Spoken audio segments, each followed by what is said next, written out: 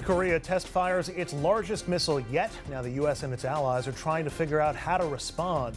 What can be done and how big a threat is this? Still more questions than answers following the murder of an NYPD officer. A retired detective joins us to try and help make sense of this senseless violence. Then Senate Republicans still working on their health care bill. We're going to look at how far they've gotten and whether they'll be able to get enough votes. Good evening and welcome to RFL. I'm Andrew Whitman, in again tonight for Richard French. We begin with North Korea and an emergency UN Security Council meeting called to deal with that nation's latest missile test. It is widely being viewed as the most worrisome test yet. The United Nations holding an emergency meeting with the U.S. demanding global action in response to a global threat from North Korea.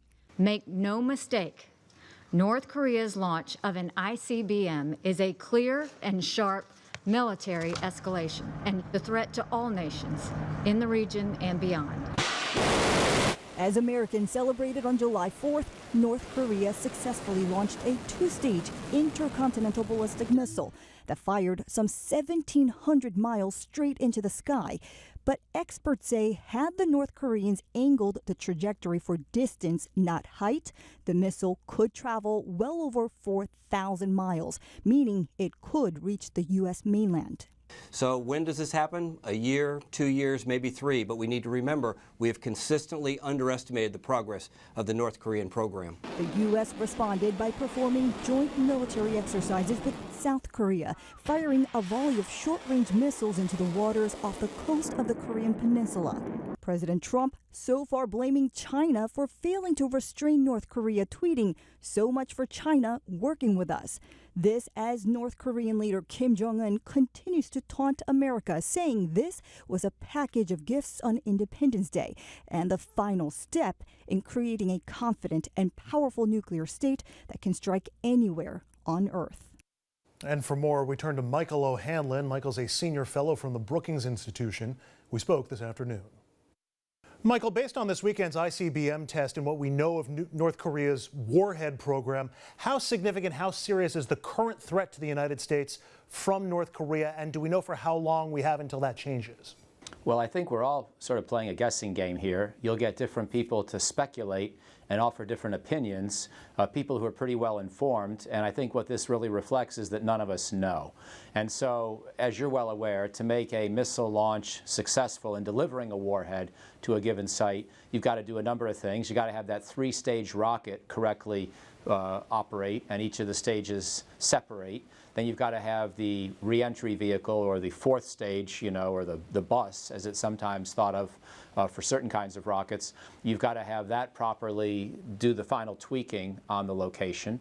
And then you've got to have the re-entry vehicle survive the incredibly high temperature, high speed event of atmospheric re-entry, which we know from history has destroyed a lot of re-entry vehicles and a lot of spacecraft over the years. And then you've got to have the warhead detonate, assuming it's still intact at that point, roughly where it's supposed to be at the right altitude.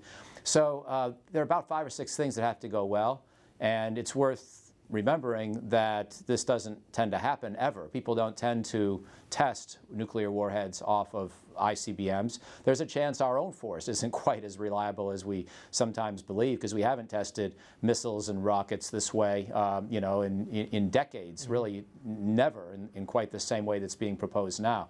So I think that my own best guess is that if North Korea actually tried to hit Chicago tomorrow, they'd miss, or it would fail at multiple steps along the way, even if we did not use our Alaska, California-based interceptor system to shoot the thing down. So that shifts us to what are we going to do about it, or what can we do about it? Everybody's saying invasion or attack is off the table. Why? Well, mostly because of the casualties and the damage to Seoul that would be expected from this. Leave aside whether they could hit us with a nuclear weapon, which I would bet, again, they would not be able to, and whether they could hit Japan, where they have a little better chance, but still probably not a huge chance. The bottom line is that Seoul, which is a metropolis of about 25 million people, roughly half the population of South Korea, if you look at all the suburbs and all the areas around it, this is within 20 to 30 miles of the DMZ.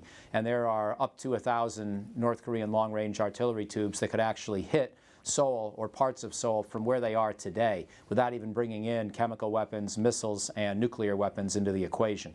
Michael, for years we've been hearing that the key to North Korea is China. So why isn't China doing more? Just how influential is China over North Korea? And are they being incentivized by the president's hard line against China not to cooperate?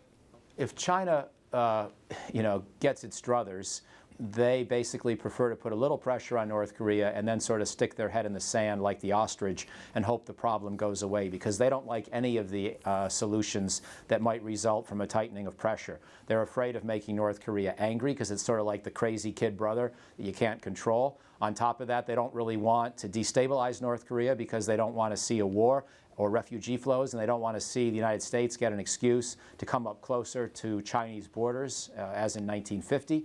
And so when you put all these different considerations together, the Chinese sort of prefer to squeeze a little and hope for the best.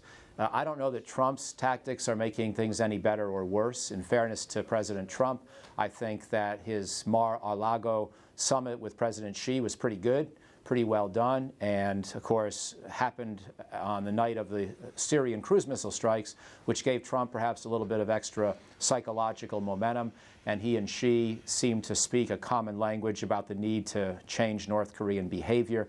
But as with most previous cases like this, the Chinese tend to want to do just enough to get us off their back and feel like they've made at least a symbolic gesture. And no, they don't have that much influence, as best we can tell, with the North Koreans, unless they really want to squeeze. If they really want to squeeze, because they control 80% of all foreign trade with North Korea, they have a lot of implicit power, but they haven't been able to translate that into diplomatic power. They can't just talk the North Koreans into what they want.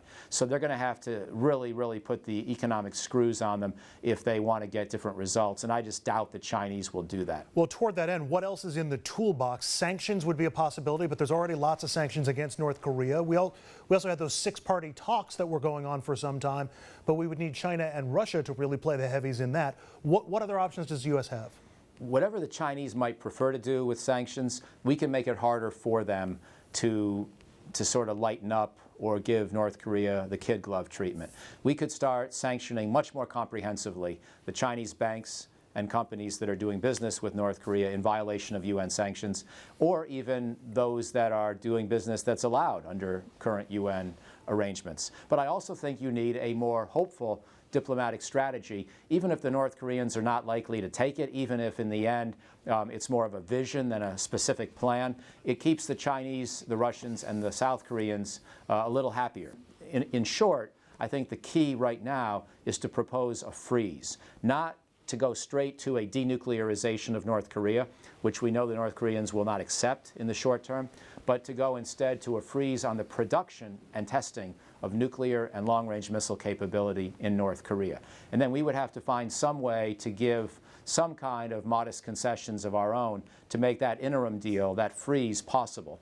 And then we'd have to figure out a good way to verify it, which is not going to be easy because the North Koreans don't want us to know where all their nuclear infrastructure is located. So we're going to have to probably work through third parties on any kind of verification. I think that kind of a diplomatic roadmap, even though it's very difficult to achieve, even though it's probably not going to work anytime soon, it helps you actually apply sanctions because it gives these countries that would rather not apply sanctions a little bit of hope that the process will only be temporary. Michael O'Hanlon, Senior Fellow at the Brookings Institution. Michael, thanks for a few minutes. Appreciate it. My pleasure. Thank you. And up next, we're learning more about the man who killed an NYPD officer in the Bronx early this morning.